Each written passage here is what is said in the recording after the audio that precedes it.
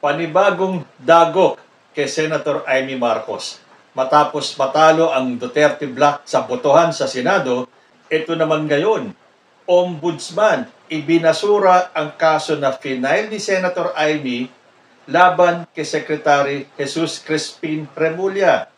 Maulan na araw po sa inyong lahat. Naimbag nga aldaw, kinyayo aming kakabsat, and welcome back to my channel. Balita ng Inquirer, Ombudsman dismisses administrative criminal raps versus Remulla and 6 others. The Office of the Ombudsman has dismissed the cases filed against Justice Secretary Jesus Crispin Remulla and others for the turnover of former President Rodrigo Duterte to the International Criminal Court in The Hague, Netherlands. Remulla and 6 others were facing complaints over allegations of graft, usurpation of authority, grave misconduct, and conduct prejudicial to the best interests of the service in relation to Duterte's arrest. The complaint was filed by Senator Amy Marcos in May this year. Reporters have already asked for a copy of the Ombudsman's dismissal of the administrative and criminal cases filed against Remulla, but the office has yet to provide the document as of posting time. So, sigurado nataranta si Amy Marcos dito. Kasi yan ang ayaw niya mangyari, na si Secretary Remulla ang maging susunod na ombudsman. Kasi sigurado yan, kapag si Remulla ang naging ombudsman, malamang sa malamang, hindi niya katigan itong gustong mangyari ni Amy na hindi makasuhan si Vice President Sara Duterte. Lahat gagawin ni Amy para pagtakpan ang mga akusasyon, ang mga anomalya na ginawa ng kanyang best friend. Sabagay, hahangaan mo naman si Amy sa pagiging loyal na kaibigan, na kahit na sinasabi ng marami na ginagamit lang siya ni Sara Duterte, nagsusumiksik pa rin siya sa mga Duterte. Tanong nga ng karamihan, ano bang pinakain ni Digong dito kay Amy? At ganun na lang ang kanyang loyalty to the point na itakwil ang pamilya, lalo na ang kanyang kapatid na si President Bongbong Marcos. One for the books talaga to, ha. Napapanood natin to sa mga drama-rama sa hapon. At nangyayari din naman to sa totoong buhay.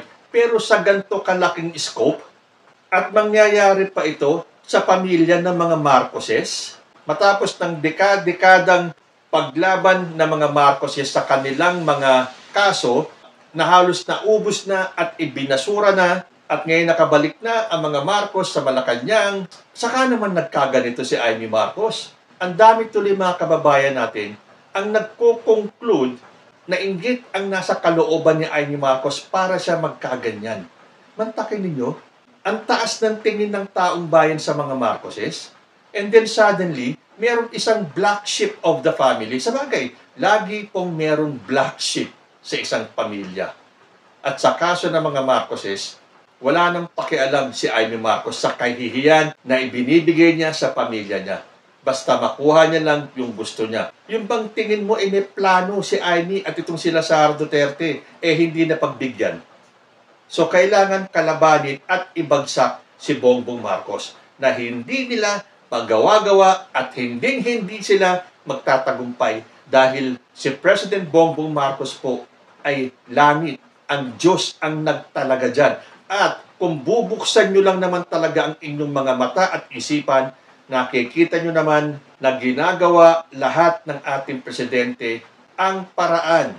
Lalo na dito sa flood control projects na isiniwalat niya, sinambulat niya ang paglaban sa korupsyon na hindi nagawa ng kahit na sinong presidente dahil mga takot sila na kumalaban sa mga malalaking tao or yung sa mga big fish na sinasabi. But not Bongbong Marcos. Kahit na sabihin pa na baka may kapamilya siya or kaibigan niya o kaalyado na sangkot dito, hindi siya titigil hanggat hindi niya nalalaman ang katotohanan. And he is ready to dig deeper. Pero siyempre ang mga kalaban, talaga pong idinidiin ang kanyang pinsan na si House Speaker Martin Romualdez. Kahit na halatang-halata na po natin na scripted itong ginagawang investigasyon sa Senado sa mga galawan ni Senator Marcoleta para ipagtanggol itong mga diskaya. Pero pagdating sa House of Representatives, bukong-buko itong si Diskaya. Pero going back to Amy Marcos, ayun na nga, alam na alam ni Amy Marcos na kapag si Remulla ang naging ombudsman, lagot si Sara Duterte. May dahilan naman talaga Dapat maimbestigahan itong si Sara Duterte kung nagtagumpay sila na mai-archive ang impeachment case ni Sara Duterte, marami pa pong ibang kaso na haharapin si Sara Duterte. At isa na yung sa ombudsman.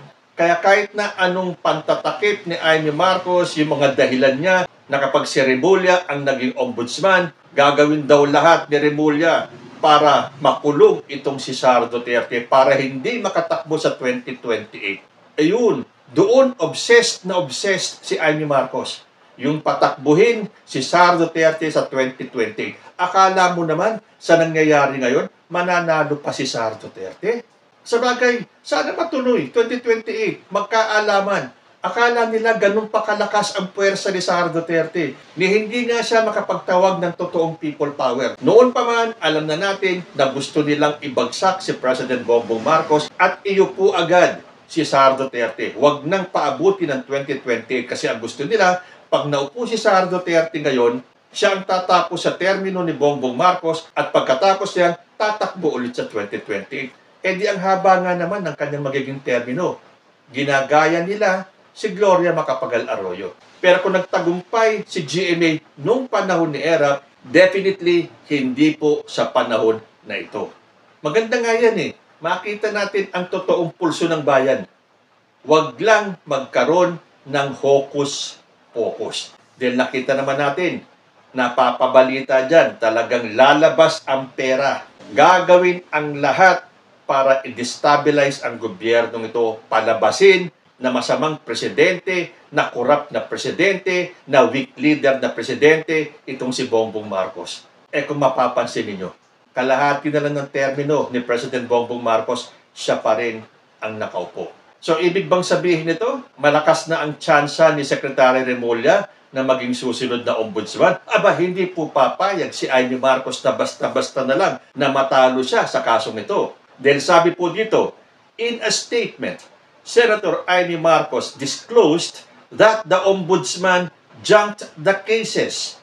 She challenged this ruling on Friday by lodging a motion for reconsideration of the ombudsman's joint resolution dismissing the cases against the Justice Secretary and 6 others.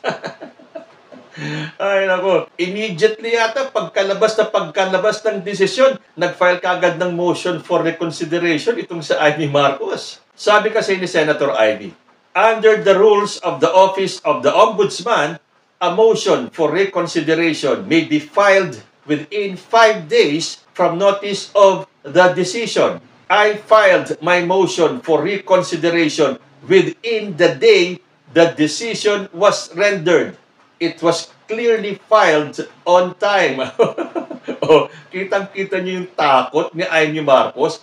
Kalalabas pa lang ng desisyon, nag-file agad siya ng notice for reconsideration.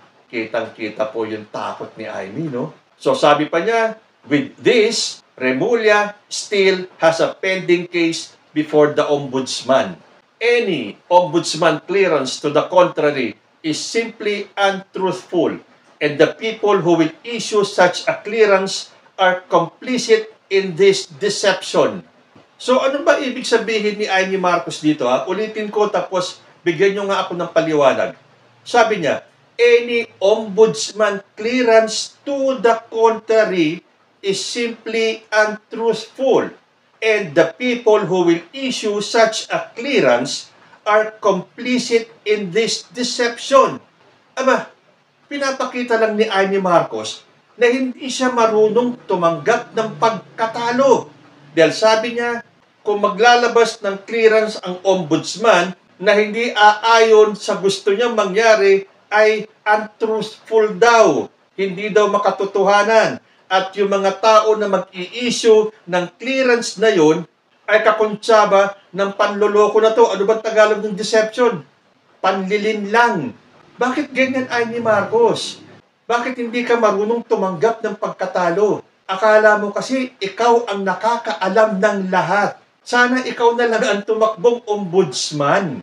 Kapag hindi umayon sa kagustuhan mo, sasabihin mo, untruthful, at yung mga taong maglalabas ng clearance ay kasama sa panlilin lang? Oh, come on, Amy Marcos. Sa ginagawa mong yan, lalo tuloy nakikita ng taong bayan na hindi ka naman pala ganun katalino after all. Saan ba kasi galing ang pinanghuhugutan ni Amy Marcos? Sabi po dito, earlier this month, Remulla said the office must resolve the administrative and criminal cases filed against him as he is one of the 17 aspirants for the top ombudsman post. Yan po ang ayaw na ayaw mangyari ni Amy Marcos, na ikonsidera itong si Remulla bilang isa sa mga aspirants para maging ombudsman. Allergic na allergic dyan si Amy Marcos. Kasi Remulla needs an ombudsman clearance before the Judicial and Bar Council finalizes its shortlist of candidates. Dahil bago nga i-finalize ng JBC o yung Judicial and Bar Council yung kanilang shortlist ng kandidato, kailangan may clearance na si Remulla. The Supreme Court explained that the ombudsman can only issue such clearance once the complaint is dismissed. Remulla would not have been considered for nomination to President Ferdinand Marcos Jr. without it. So kung wala yung clearance na yon, matatanggal si Remulla sa shortlist. And Amy Marcos is bent on doing everything para hindi makonsidera itong si Remulla sa pagka-ombudsman. Kaya tingnan niyo, wala siyang inagsayang panahon.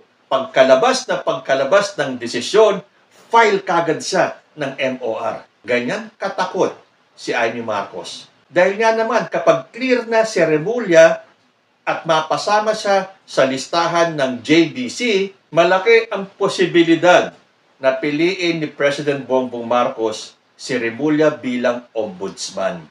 Kaya naman itong si Amy Marcos ay panic na kasi hindi lang naman si Remulla ang ibinasura ang kaso. Other individuals included in the complaint based on the motion for reconsideration filed, una na dyan si former Philippine National Police Chief Nicolas Torre III, former PNP Chief Romel Francisco Marbil, Department of Interior and Local Government Chief John Vic Remulla, Justice Prosecutor General Richard Anthony Padulyon, Justice Undersecretary Nicolas Felix T.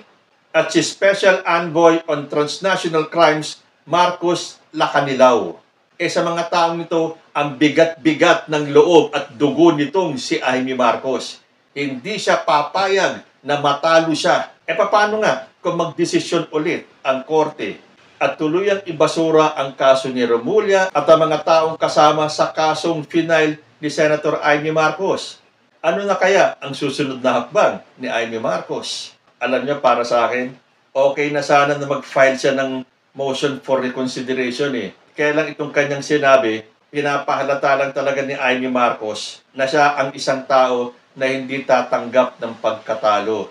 Para sabihin niya na yung clearance ng ombudsman is simply untruthful at yung mga tao maglalabas ng clearance are complicit dito sa deception na to. That tells it all kung anong klaseng tao itong si Amy Marcos. Dapat nga lang silang magsama ng kanyang BFF. Mga taong hindi marunong tumanggap ng pagkatalo. Kayo po, ano ang masasabi ninyo? Comment lang po down below and I will see you in my next video.